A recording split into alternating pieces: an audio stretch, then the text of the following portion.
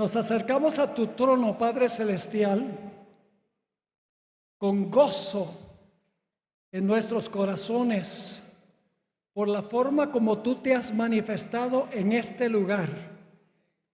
Qué glorioso conocer nuevos amigos y amigas, hablarte en oración, escuchar buena música, estudiar tu palabra. En realidad ha sido de gran bendición. Y ahora que me propongo a compartir el último mensaje que yo presentaré en este lugar, te pido la presencia de tu Santo Espíritu. Yo sé que está haciendo calor, yo sé que hemos comido, esta es la hora en que a veces cabeceamos, pero pedimos que tu Santo Espíritu nos mantenga despiertos para escuchar este tema tan importante. Confiamos de que estarás acá porque lo has prometido y porque venimos a tu trono con confianza y con humildad, porque venimos en el nombre de Jesús. Amén. El título de nuestro tema de esta tarde es el siguiente: ¿eres perseguible?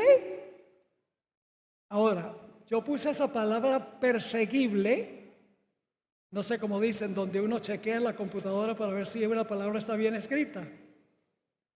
Y la computadora me subrayaba la palabra.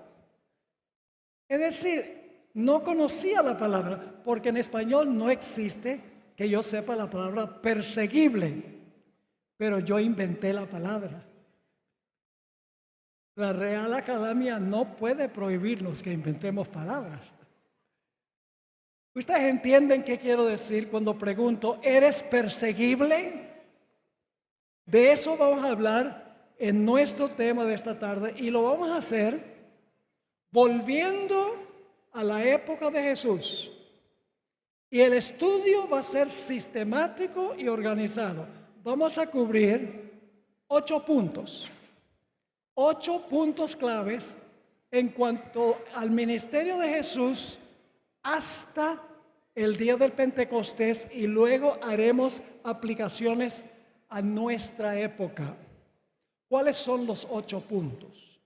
Número 1, vamos a estudiar la condición de los apóstoles antes del día del Pentecostés durante el ministerio de Jesús. ¿Cómo eran los discípulos antes del día del Pentecostés, durante el ministerio de Jesús? En segundo lugar, vamos a estudiar lo que ocurrió en el aposento alto 10 días antes del Pentecostés. Vamos a encontrar que los discípulos estaban no solo esperando, yo le digo una espera activa, preparándose para recibir el Espíritu Santo. Luego vamos a ver, en tercer lugar, el resultado en la predicación de la experiencia que tuvieron los discípulos en el aposento alto.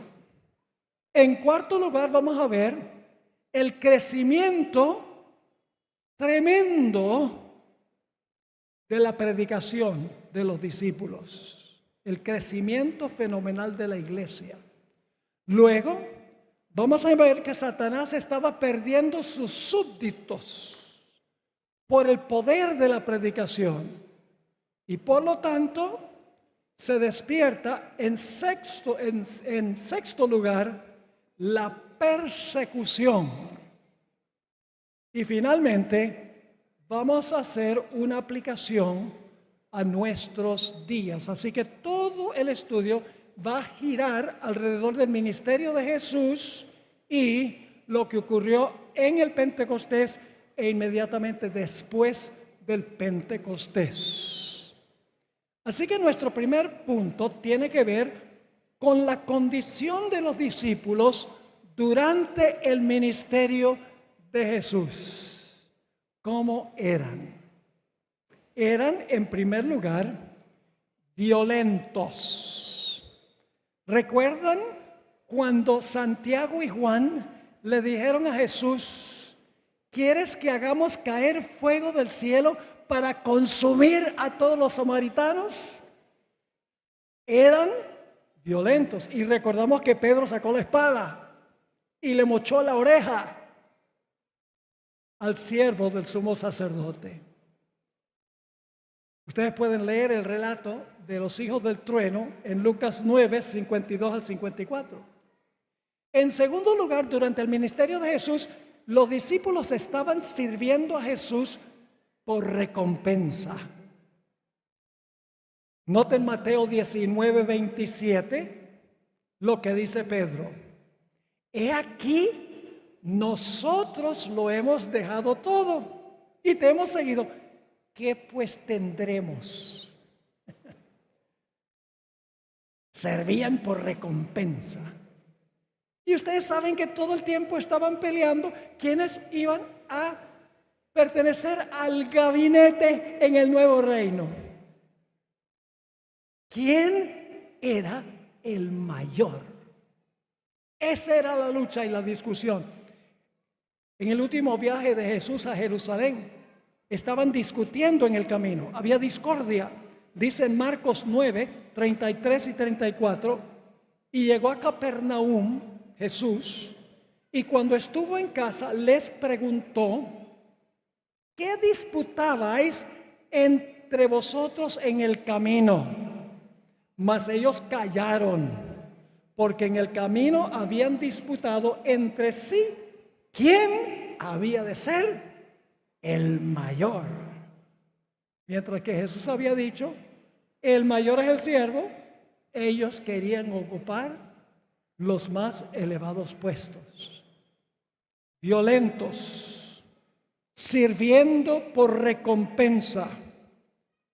Además de eso, encontramos que siempre estaban preocupados por su propia dignidad. En Juan 13, ustedes encuentran el relato de el lavamiento de los pies, cuando Cristo fundó el lavamiento de los pies.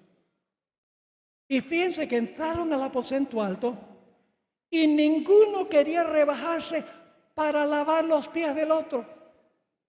Yo soy demasiado sofisticado para lavar los pies a mis compañeros. Habían estado discutiendo quién iba a ser el mayor. El mayor no iba a lavar los pies de algún colega, pero Jesús lavó los pies de sus discípulos. Y ustedes recuerdan la mamá de Santiago y Juan. Vinieron a Jesús con una petición, la mamá, pero por instigación de los hijos, dice el Espíritu de Profecía, mamá, habla con Jesús y pídele a Jesús que nos ponga a nosotros a la diestra y a la siniestra en el reino venidero. Jesús dijo, no sabes lo que estás pidiendo. Solo mi Padre puede asignar los puestos en el reino venidero. Además de eso, eran cobardes. Dice en el Evangelio según San Marcos, el capítulo 14 y el versículo 50, entonces todos los discípulos, dejándole, huyeron. ¿Qué grupo este? ¿Quién hubiera pensado que ellos podían tener éxito en la labor misionera cuando había tantas divisiones entre ellos? Inclusive Pedro negó a Jesús 3 veces y la tercera vez lo hizo con lenguaje de pescador, maldiciendo. ¿Saben que Pedro no se desasoció de Jesús porque tenía miedo de que lo arrestaran a él con Jesús? Pedro, según el Espíritu de Profecía, negó a Jesús porque no quería que lo asociaran con Jesús por vergüenza, porque Jesús no había sido el Mesías que él había proclamado. También había entre el grupo de los discípulos un terrorista, Simón el Celote. Los celotes eran un partido político de los judíos que querían derrocar al gobierno romano. Además de eso, había un agente del Ministerio de Hacienda, Mateo, cobrador de impuestos, que probablemente cobraba más de la cuenta. ¿Qué grupo este? Cada uno preocupado por lo suyo, su grandeza, su popularidad, sus recursos, su posición. Estaban centrados en el yo, estaban centrados en ellos mismos. Pero Jesús oró por ellos. En su oración, en camino al Getsemaní, que se encuentra la oración registrada en Juan 17, la pasión de Jesús era que Él tomara a estos discípulos y los uniera para que tuvieran un solo objetivo, no lo mío, sino lo del reino. Noten Juan 17 y el versículo 20 al 23. Juan 17, 20 al 23. Esta es parte de la oración de Jesús. Fíjense cuál es la pasión de Jesús. Dice Jesús a su Padre: mas no ruego solamente por estos, sino también por los que han de creer en mí por la palabra de ellos, para que todos sean uno, como tú, oh Padre, en mí y yo en ti, que también ellos sean uno en nosotros, para que el mundo crea que tú me enviaste. La gloria que me diste yo les he dado para que sean uno, así como nosotros somos uno, yo en ellos y tú en mí, para que sean perfectos en unidad, para que el mundo conozca que tú me enviaste y que los has amado a ellos como también a mí me has amado. La pasión de Jesús, la unidad de sus seguidores. Ese es el primer paso. Lo primero que quiero que captemos durante el ministerio de Jesús: reinaba el yo. Mi bienestar económico, mi posición, mi popularidad era central para los discípulos. Pero luego viene la espera activa 10 días antes del Pentecostés. Jesús ya había ascendido al cielo y los discípulos estaban reunidos en el aposento alto. Jesús les había dicho que esperaran el poder, que se prepararan para recibir el poder. Vamos a leer Mateo 28, 18 al 20, que todos conocemos de memoria, tiene la fórmula bautismal. Dice allí: y Jesús se acercó y les habló diciendo: toda potestad me es dada en el cielo y en la tierra. Ahora voy a parar un momento allí. La traducción potestad no es una buena traducción. La palabra potestad en griego es dunamis, de donde viene la palabra dinamita. Esa no es la palabra aquí. La palabra aquí es exusía, que significa autoridad. Así que Jesús está diciendo aquí: toda autoridad me es dada en el cielo y en la tierra. Yo pregunto, ¿quién le dio la autoridad a Jesús? El Padre. ¿Y cuándo le dio el Padre la autoridad a Jesús? ¿Cuándo le dio la autoridad? Él está hablando estas palabras antes de su ascensión, antes de irse al cielo. El Padre ya le había dado la autoridad. En realidad el verbo es un auristo, un pasado. Una mejor traducción es: toda autoridad me fue dada en el cielo y en la tierra. ¿Saben cuándo el Padre se lo dio? La mañana de la resurrección, Jesús hizo un viaje corto al cielo para encontrarse en la puerta del tabernáculo con su Padre. El Espíritu de Profecía dice esto: las primicias. Jesús se presentó como las primicias, según Pablo, en 1 Corintios el capítulo 15. Así que Jesús se presentó ante el Padre y le dijo: Padre, lo que yo he hecho es suficiente para que tú envíes el Espíritu Santo a mis seguidores. El Padre dijo: es suficiente, te doy la autoridad. Por eso dice aquí Jesús: toda autoridad me fue dada. El verbo es auristo, pasado, en el cielo y en la tierra. ¿Cuánta autoridad se le dio a Jesús? Toda autoridad en el cielo y en la tierra. Y luego, ¿qué dice Jesús? Ahora le dice a sus discípulos: por tanto, porque yo tengo toda la autoridad, por tanto, id y haced discípulos a todas las naciones, bautizándolos en el nombre del Padre, del Hijo y del Espíritu Santo, enseñándoles que guarden todas las cosas que os he mandado, y he aquí yo estoy con vosotros todos los días hasta el fin del mundo. Jesús le dijo a sus discípulos: ustedes van a ser mis testigos, ustedes van a ir a proclamar la gloriosa nueva de un Salvador que vivió una vida perfecta, que murió por el pecado y que va a ascender al cielo para comenzar su obra como intercesor, y que tiene toda autoridad. Pero Jesús les dijo: antes de que ustedes salgan, esperen. Noten lo que dice Hechos 1, el versículo 4 y el versículo 8. Esta es la espera activa. Tenían su comisión, Jesús tenía la autoridad, pero ahora Jesús les dice: no salgan así nomás.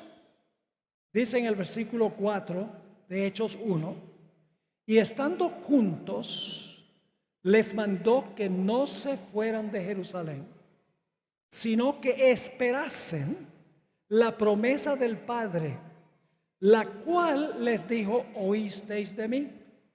No les dijo, cuando estaba a punto de ascender, vayan y hagan discípulos. No, les dice: esperen. ¿Esperen qué? Noten el versículo 8: pero recibiréis poder. Esa sí es la palabra dunamis. Recibiréis poder cuando haya venido sobre vosotros el Espíritu Santo. ¿Cuál es el propósito del poder? ¿Cuál es el propósito de esperar el poder? Porque no podían ser testigos sin el poder. Así que Cristo le dice: esperen. ¿Y me seréis qué? Testigos en Jerusalén, en toda Judea, en Samaria y hasta lo último de la tierra. Así que el segundo paso es la espera, que cayera el poder para darles la capacidad de predicar con poder. ¿Qué hicieron los discípulos durante esos 10 días de espera? Por eso yo digo, una espera activa. ¿Qué hicieron? Vamos a leer algunos versículos. Hechos 1 y el versículo 14. Todos estos perseveraban, ¿cómo? ¿Estaban unidos? Dios contestó la oración de Jesús. Sí. Todos estos perseveraban unánimes ¿en qué? En oración y ruego con las mujeres y con María, la madre de Jesús, y con sus hermanos. Sus hermanos se habían convertido. Eran hijos de José, porque parece que José había estado casado antes. Sus propios hermanos que no creyeron en él durante su ministerio, ahora están convertidos. Están allí, como dice aquí, estaban unánimes en oración y ruego. Yo pregunto, ¿qué es lo que estaban orando y qué es lo que estaban rogando? Vamos a Lucas 11, 9 al 13. Lucas 11, 9 al 13. En esos 10 días estaban orando, estaban activos, arreglando las diferencias que tenían uno con el otro, porque dice que estaban unánimes. La Biblia dice que cuando vino el día del Pentecostés, estaban todos unánimes juntos para recibir el Espíritu Santo. Lucas 11, 9 al 13 dice, y yo os digo, ¿qué? Pedid y se os dará, y hallaréis. Buscad y hallaréis. Llamad y se os abrirá. Porque todo aquel que pide, recibe, y el que busca, halla, y al que llama, se le abrirá. ¿Qué padre de vosotros, si su hijo le pide pan, le dará una piedra? ¿O si pescado, en lugar de pescado, le dará una serpiente? ¿O si le pide un huevo, le dará un escorpión? Y ahora viene la aplicación. Pues, si vosotros siendo malos sabéis dar buenas dádivas a vuestros hijos, ¿cuánto más vuestro Padre Celestial dará el Espíritu Santo a los que se lo pidan? ¿Qué estaban orando en el aposento alto? Estaban orando por el Espíritu Santo.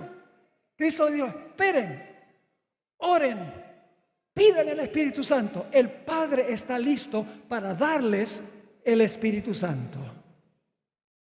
Pero estaban haciendo más. ¿Saben qué más estaban haciendo?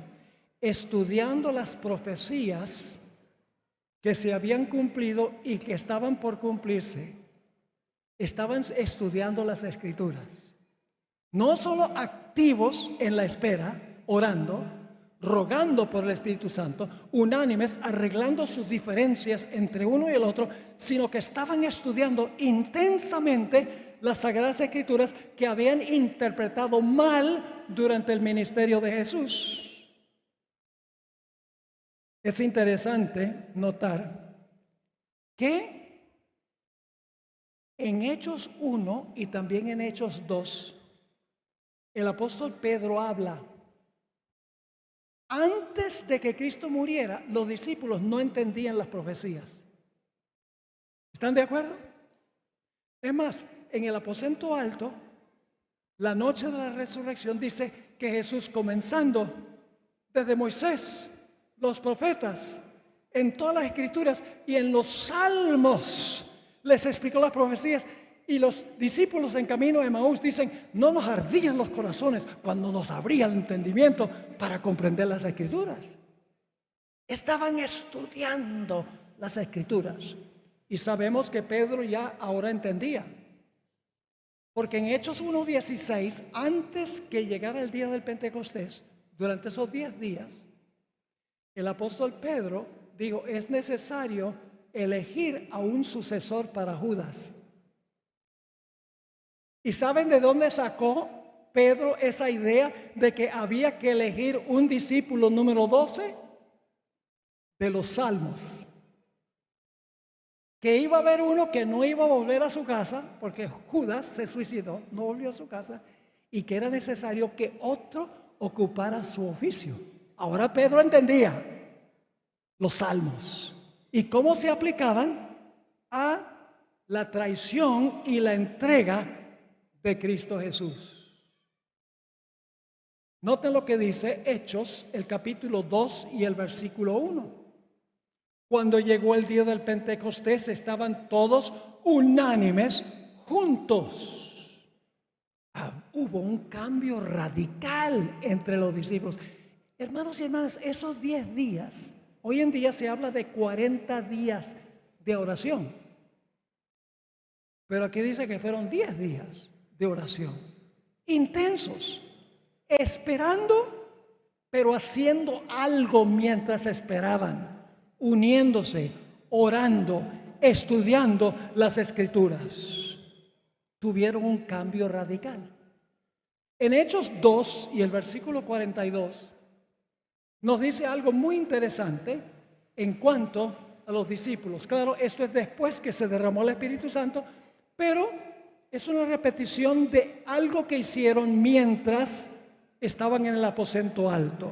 Dice en Hechos 2:42, y perseveraban en la doctrina de los apóstoles, en la comunión, la coinonía, unos con otros, en el partimiento del pan y en las oraciones. Todos unánimes juntos. Su enfoque ya no era ellos, su enfoque era Cristo Jesús. Dedicaron su tiempo, sus talentos, sus tesoros, sus fuerzas, todo con un fin, el de alcanzar a almas para Cristo. Ya su enfoque no era ellos, su enfoque era el reino de Cristo Jesús. Tenían un solo latir del corazón, un solo enfoque, ya no tenían miedo. Noten Hechos 2, 46 y 47. Y perseverando unánimes cada día en el templo y partiendo el pan en las casas, comían juntos con la alegría y sencillez de corazón, alabando a Dios y teniendo favor con el pueblo, y el Señor añadía cada día a la iglesia los que habían de ser salvos.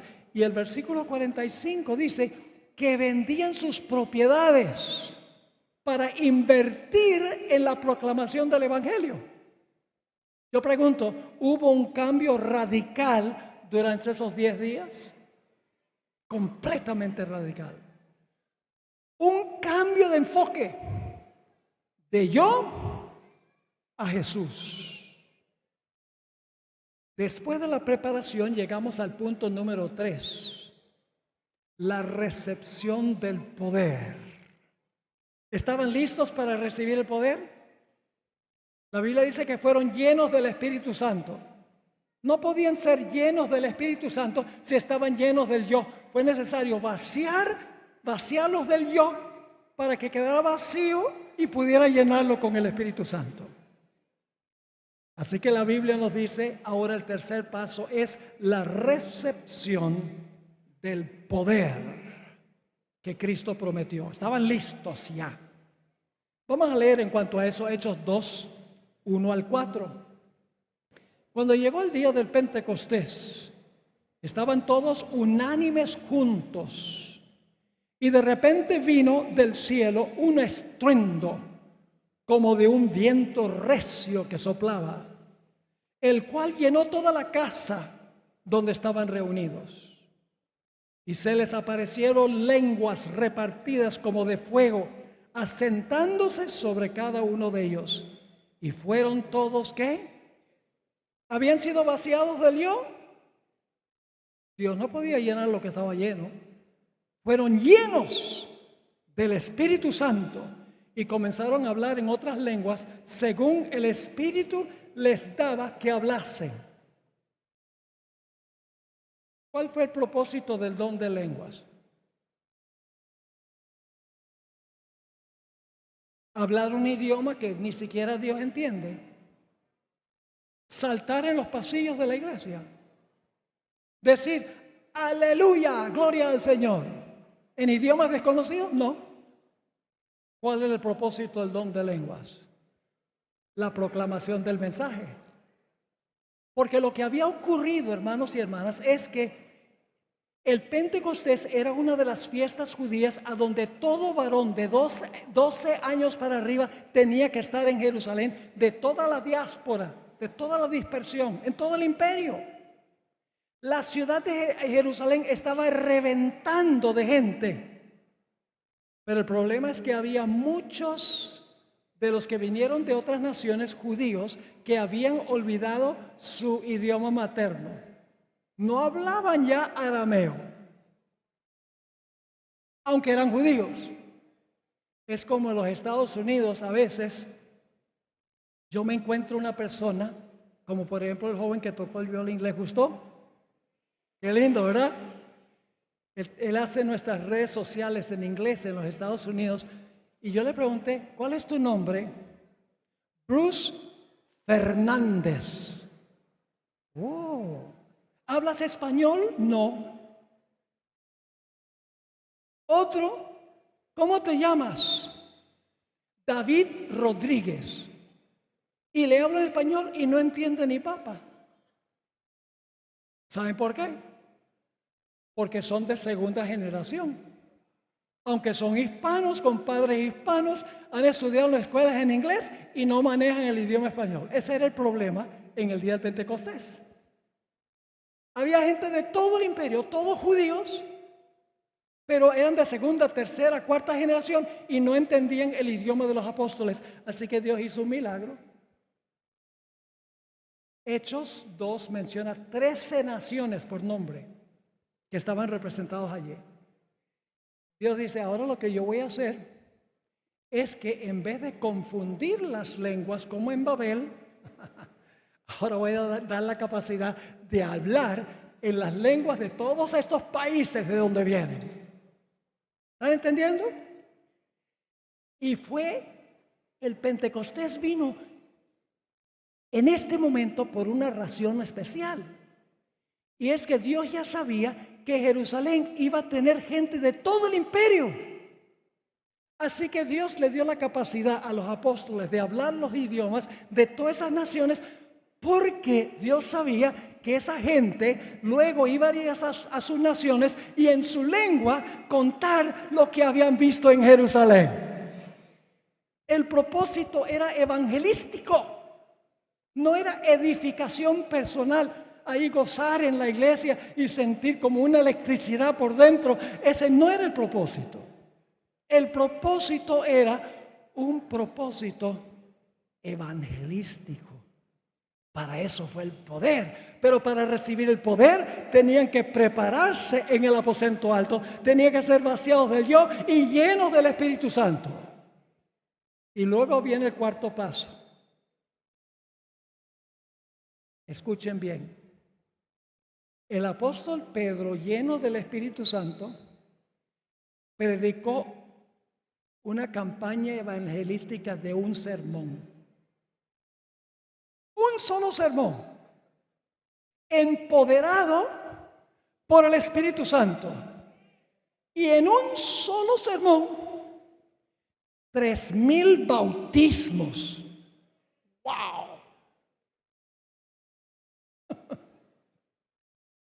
3,000 bautismos, un solo sermón.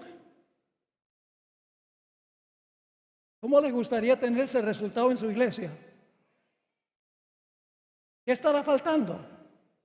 ¿Será que está faltando la preparación? ¿Unánimes? ¿En oración? ¿En estudio? ¿Arreglando las diferencias unos con otros? ¿Unánimes juntos? Esa es la razón. Por la secuencia que estamos siguiendo. Ahora, fíjense cuán grande fue la transformación. En Hechos 4:13, y en unos momentos vamos a volver allí, Hechos 4 y el versículo 13, Pedro y Juan son personas completamente diferentes. Y esto está ocurriendo, hermanos y hermanas, poco después del derramamiento del Espíritu Santo, después que Pedro ha predicado su sermón. Creo que leí este versículo antes. Entonces, viendo el denuedo, esa no es una palabra que usamos mucho en español, denuedo. Esa palabra significa confianza, con audacia. Entonces, viendo la audacia de Pedro y de Juan, sabiendo que eran hombres sin letras. La palabra griega es agrámatos. Cuando uno le agrega la palabra a en griego antes del sustantivo, significa no tener. Por ejemplo, anomos significa estar en contra de la ley. Nomos es ley, anomos en contra de la ley, lo contrario. Así que cuando dice que ellos eran agrámatos sin letras, significa que no tenían ni siquiera educación primaria. No sabían de gramática ni de sintaxis. ¿Quién sabe si sabían escribir, si tenían ortografía o no? Sin educación. Pero la siguiente palabra es muy interesante. Dice, entonces viendo el denuedo de Pedro y de Juan, y sabiendo que eran hombres sin letras y del vulgo. Esa palabra vulgo en griego es idiotes, de donde viene esta palabra idiota. Eso es lo que pensaban de ellos. No eran idiotas. Los que los veían pensaban que eran. Así que dice que eran hombres sin letras y del vulgo se maravillaban y les reconocían que habían estado con Jesús. Ahí está la clave. Se dieron cuenta que habían estado con Jesús. Empezó Pedro, Juan y los apóstoles a predicar con poder. Y los dirigentes judíos se opusieron, dijeron, no pueden ustedes predicar a Jesús. Piensa lo que dice Hechos 4, 19 y 20. Hechos 4, 19 y 20. Mas Pedro y Juan respondieron diciéndoles, juzgad si es justo delante de Dios obedecer a vosotros antes que a Dios, porque no podemos dejar de decir lo que hemos visto y oído. Eso es lo que hace el poder. Cuando se prohíbe, dice, tenemos que proclamar, tenemos que hablar. ¿Se aplica también a nosotros? Noten Hechos 4, 29 al 31. Hechos 4, 29 al 31. Esto es después que los han amenazado. Pedro y Juan van y se reúnen con los creyentes y dicen el versículo 29, y ahora Señor, mira sus amenazas. Considera, Señor, las amenazas de los que nos mandaron a no predicar. Y concede a tus siervos que con todo denuedo, es decir, con toda audacia, hablen tu palabra. Danos poder para hablar tu palabra. Mientras extiendes tu mano para que se den, hagan señales, sanidades y prodigios delante de ellos y en el nombre del Señor Jesús. Y luego dice, cuando hubieron orado, el lugar en que estaban congregados tembló y todos fueron llenos del Espíritu Santo y hablaban como, aquí está la palabra de nuevo, hablaban como, con confianza, con audacia. ¿Qué hablaban? La palabra de Dios. Así que el cuarto punto es, cuando se tiene el poder, se predica la palabra. Y se predica con poder, porque se ha recibido el Espíritu Santo. ¿Qué es lo que más debemos pedir entonces cada día? ¿Qué debemos pedir cada día? El Espíritu Santo. ¿Hay condiciones para recibir el Espíritu Santo? ¿Cuáles son las condiciones?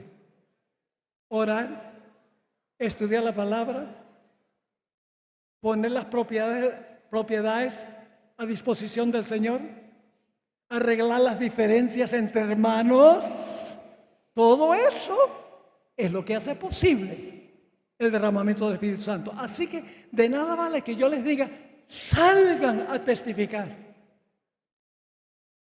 Por eso mis sermones han enfatizado, prepárense para recibir el Espíritu Santo. Y entonces van a tener el poder para proclamar. Ahora vamos al quinto punto. Predicaron con poder. ¿Y cuál fue el resultado de predicar con poder? Un crecimiento explosivo de la iglesia. Voy a relatarles algunos versículos ahora. En Hechos 1:15 dice que empezaron con 120. Había 120 reunidos en el aposento alto. Eso lo dice Hechos 1:15. En aquellos días Pedro se levantó en medio de los hermanos y los reunidos eran como 120 en número. en el día del Pentecostés, cuando cayó el Espíritu Santo, cuando fueron llenos del Espíritu Santo, ¿a cuánto aumentó la iglesia? A 3,120. Yo diría que es un crecimiento explosivo. Dice en Hechos 2:41 y 42, así que los que recibieron su palabra, la de Pedro, fueron bautizados. Y se añadieron aquel día como 3,000 personas. Y perseveraban en la doctrina de los apóstoles, en la comunión unos con otros, en el partimiento del pan y en las oraciones. Poco tiempo después, se convirtieron 5,000. Dice en Hechos 4 y el versículo 4, pero muchos de los que habían oído la palabra creyeron, y el número de los varones era como 5,000. ¡Wow! ¿Por qué? Porque estaban predicando ¿cómo? Con poder, con el poder del Espíritu Santo. Y después de eso, ya ni siquiera se registran las cifras. En Hechos 4:32 dice, y la multitud de los que habían creído era de un corazón y un alma, y ninguno decía ser suyo propio nada de lo que poseía, sino que tenían todas las cosas en común. Ahora sencillamente dice una multitud que creyó. En Hechos 5:14, estamos todavía en Hechos 4 y 5. En Hechos 5:14 dice, y los que creían en el Señor, ¿qué pasaba? Aumentaban más. Gran número, así de hombres como de mujeres. Una multitud, un gran número. En Hechos 6 y el versículo 7 habla del impacto también. Dice, y crecía la palabra del Señor, y el número de los discípulos se multiplicaba grandemente en Jerusalén, y también muchos de los sacerdotes obedecían a la fe. Pastores de otras denominaciones, lo estamos viendo hoy en día. Y luego en Hechos 9:31 ya no se están multiplicando los creyentes, sino que se están multiplicando iglesias. Dice en el capítulo 9:31, entonces las iglesias tenían paz por toda Judea, Galilea y Samaria, y eran edificadas andando en el temor del Señor, y se acrecentaban, es decir, aumentaban las iglesias, fortalecidos por el Espíritu Santo.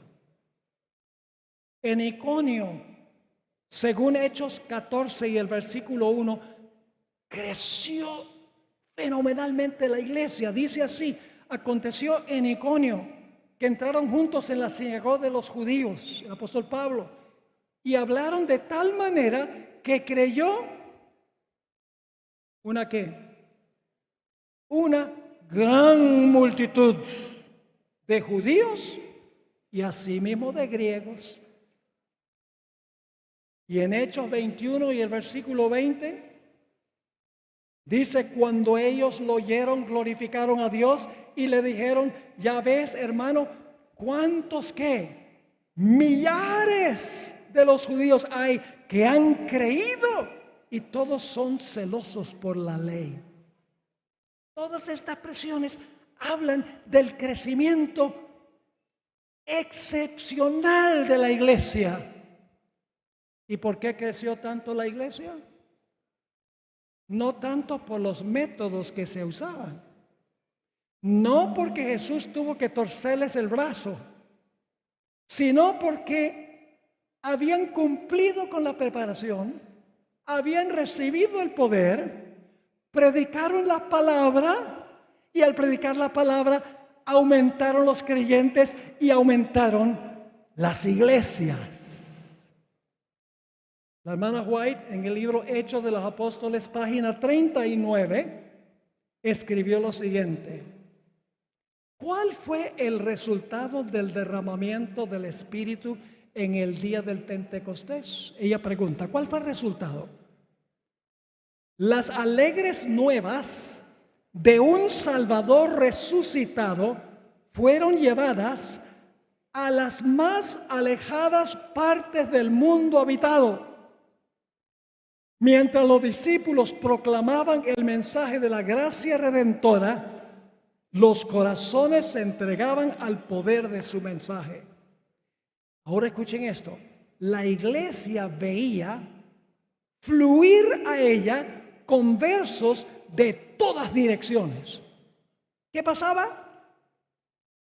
Venía gente de todos los lugares para unirse a la iglesia. Los apóstatas se reconvertían. Los que habían apostatado se reconvertían. Los pecadores se unían con los creyentes en busca de la perla de gran precio. Algunos de los que habían sido los más encarnizados oponentes del evangelio llegaron a ser sus campeones. ¡Qué tremenda descripción! Todo por haberse preparado y haber recibido el poder del Espíritu Santo y por proclamar la palabra.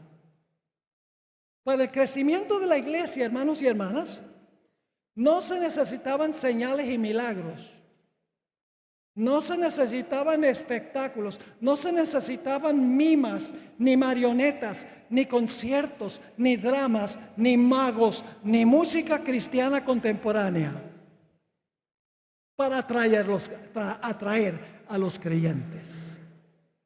Sencillamente por el poder del Espíritu Santo proclamaban la verdad presente y la iglesia crecía. Ese es el secreto del crecimiento. El Espíritu Santo, no los adornos que le ponemos al servicio religioso, es la predicación de la palabra con poder. Y ahora vamos al punto número 6. Miles, como hemos visto, abandonaron las filas de Satanás y se unieron a las filas del Señor. Abandonaron el paganismo y se unieron al cristianismo.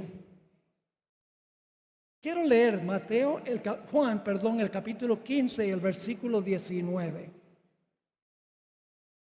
Jesús dice así: si fuerais del mundo, el mundo amaría lo suyo.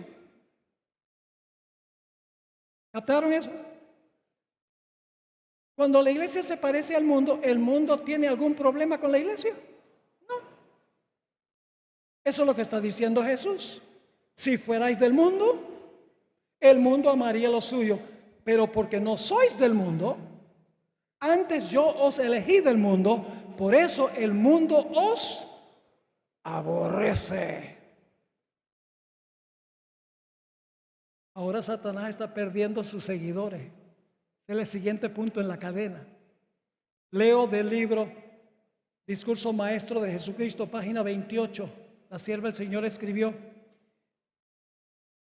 de por qué la gente odiaba tanto a Jesús, los dirigentes religiosos. Su diferencia del mundo provocó una hostilidad amarguísima, porque no daba licencia a la manifestación de las malas pasiones de nuestra naturaleza, excitó la más fiera oposición y enemistad. Así será con todos los que vivan piadosamente en Cristo Jesús.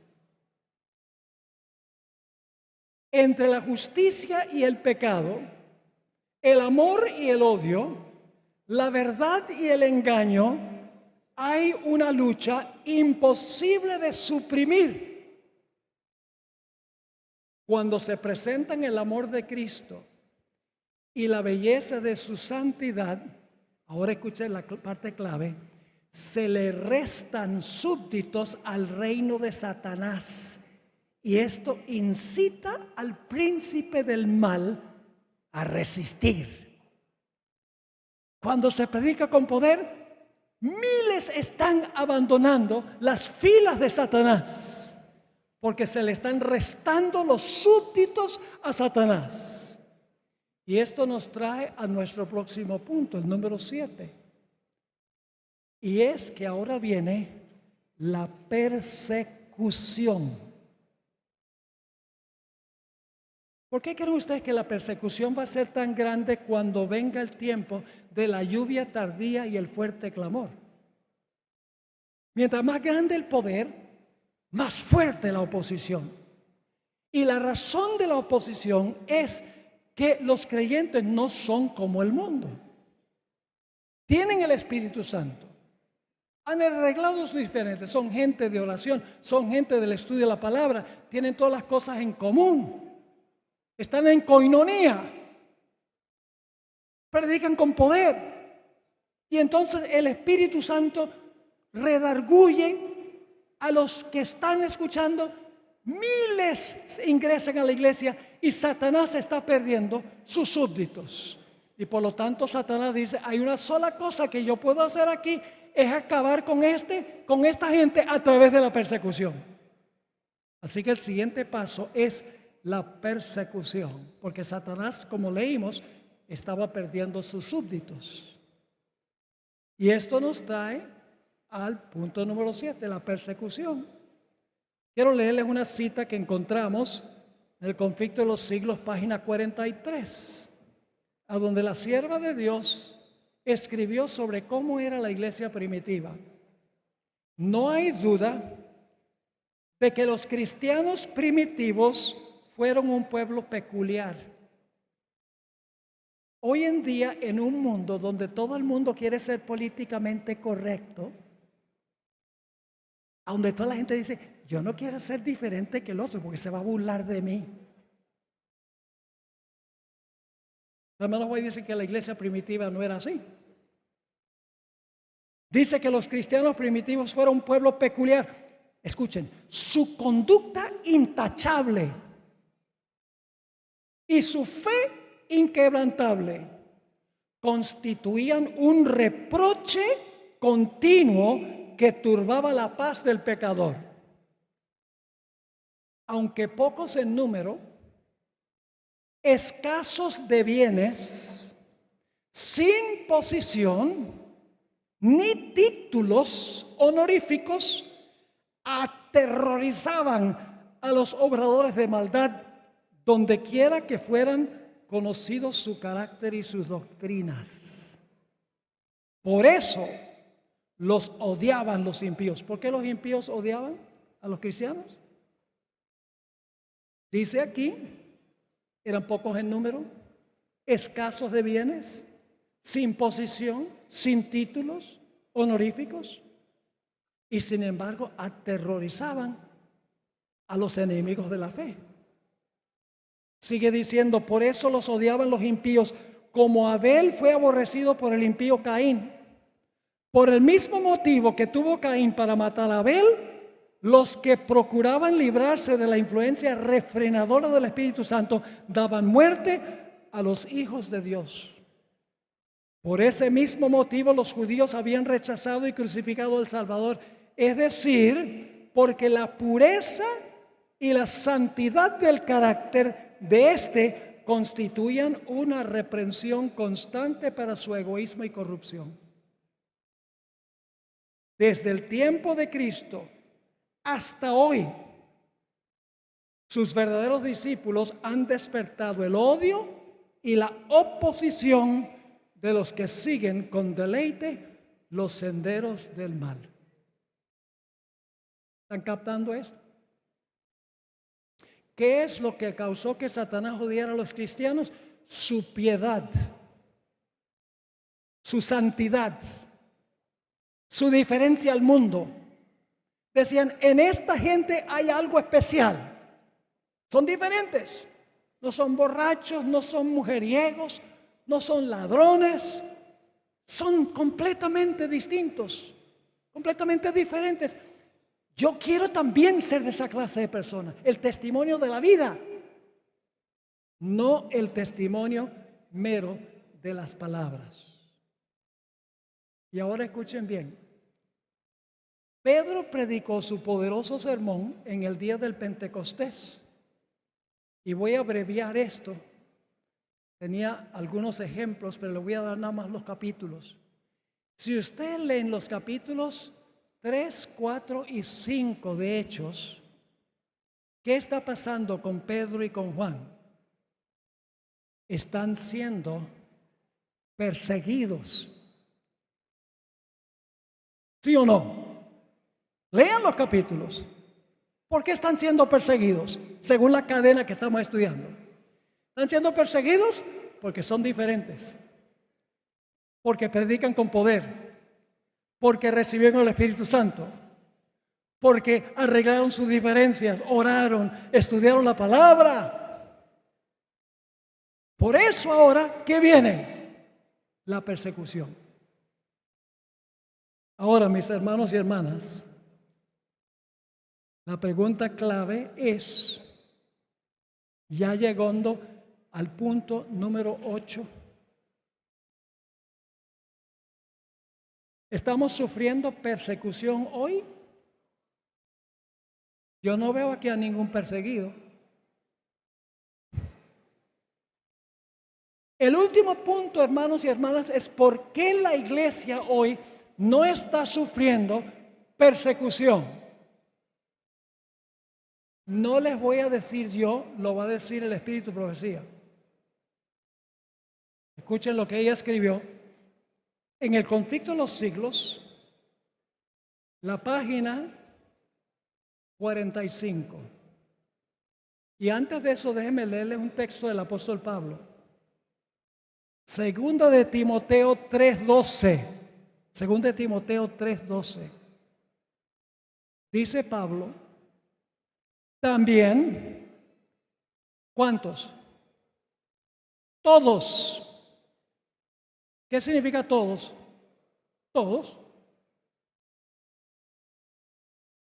Todos los que quieran, es la palabra thelema en griego, que significa todos los que desean, todos los que escojan, todos los que escojan hacer qué cosa, vivir piadosamente. ¿Qué va a pasar con ellos? Padecerán persecución. ¿Por qué viene la persecución? Porque la vida piadosa de la gente está revelando a Jesús y está dándole una cachetada a Satanás. Ahora voy a leer la última cita.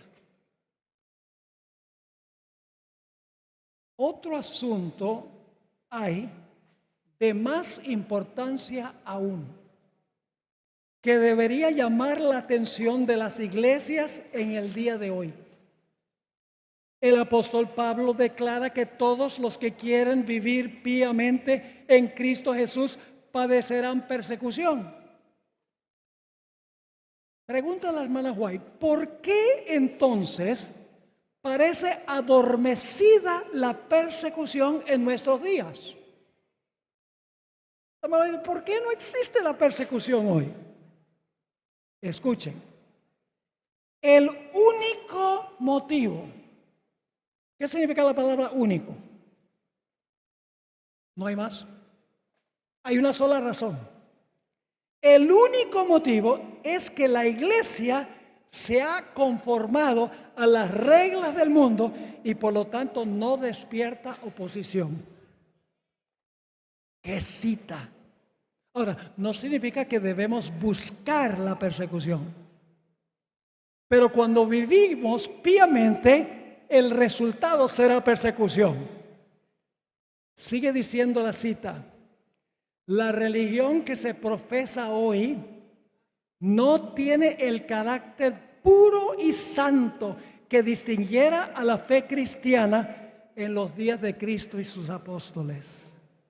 Si el cristianismo es aparentemente tan popular en el mundo, ello se debe tan solo al espíritu de transigencia con el pecado y a la poca piedad vital que hay en la iglesia. Tremenda cita. ¿Por qué no se están bautizando miles en un solo día? Yo sé que muchas veces reunimos gente de muchas diferentes partes, tenemos un bautismo masivo, pero no es como el Pentecostés, un sermón, 3,000 almas. Unos días después, 5,000. Pastor Melchor, ¿le gustaría que llegaran esos días? Antes de que se jubile en la conferencia general. Sería tremendo. Así que dice la sierva del Señor, si el cristianismo es aparentemente tan popular en el mundo, ello se debe tan solo al espíritu de transigencia con el pecado, a que las grandes verdades de la palabra de Dios son miradas con indiferencia y a la poca piedad vital que hay en la iglesia. Y luego viene esta profecía que estamos esperando. Revivan. ¿Qué? Revivan. Ahora, si es necesario revivirla, entonces, ¿qué pasa ahora? Está como medio muerta, ¿verdad? Revivan la fe y el poder de la iglesia primitiva, y el espíritu de persecución revivirá. También el fuego de la persecución volverá a encenderse. ¿Por qué es que no hay persecución hoy? Porque la iglesia se ha acomodado al mundo. Estamos demasiado centrados en el aquí y ahora. La ropa que vestimos, las casas en las cuales vivimos, los carros que manejamos, el entretenimiento en el cual participamos, el alimento que comemos, cómo pasamos nuestro tiempo, cómo usamos nuestro dinero y nuestras fuerzas, está enfocado en nosotros. Pero ¿saben algo? Mientras más acumulamos, más combustible va a tener el Señor cuando venga.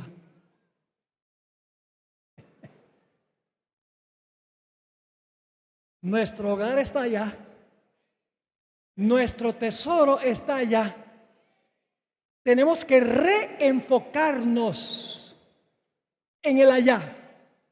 Tenemos que reenfocarnos en lo que debemos hacer por Cristo, no lo que debemos hacer por nosotros. Debemos colocar todo sobre el altar del sacrificio. Y entonces, hermanos, habrá una ganancia de almas como no hemos visto jamás. Yo recuerdo cuando yo estudiaba teología, posiblemente el pastor Ferreira se acuerda también de esto. La primera campaña masiva que se hizo, creo en la división, fue la de Carlos Schliemann en Bogotá. Yo era alumno de teología en Colven en ese tiempo y fui y participé en esa campaña. Y se estableció un plan que se llamaba los 1000 días de cosecha. Hay que cambiar eso. El día de cosechar miles. No los 1000 días de cosecha, el día de cosechar miles. Va a pasar.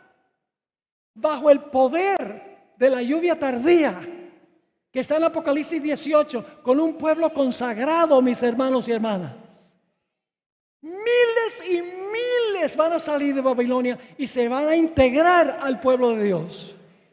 Yo quiero ser parte de ese movimiento. ¿Ustedes quieren ser parte de ese movimiento? Pónganse de pie, pónganse de pie.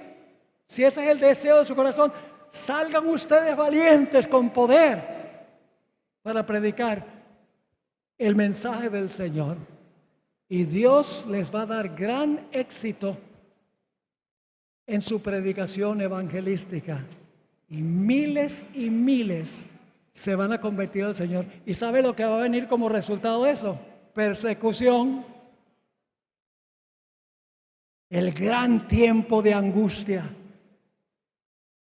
Pero muchas de las joyas que nosotros hemos alcanzado las veremos brillar por los siglos de la eternidad en el reino. Habrá valido la pena.